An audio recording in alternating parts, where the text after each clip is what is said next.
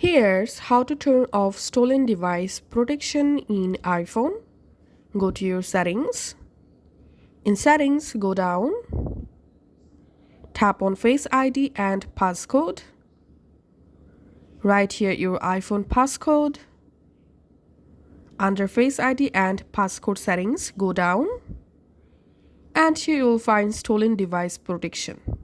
Tap on that. Now just toggle the switch off for stolen device protection. And here you can see security delay in progress.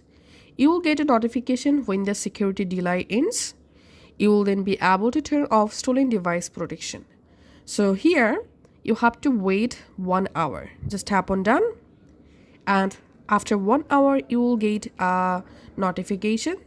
Just come to this page again after 1 hour and then just toggle the switch off and your stolen device protection will be turned off.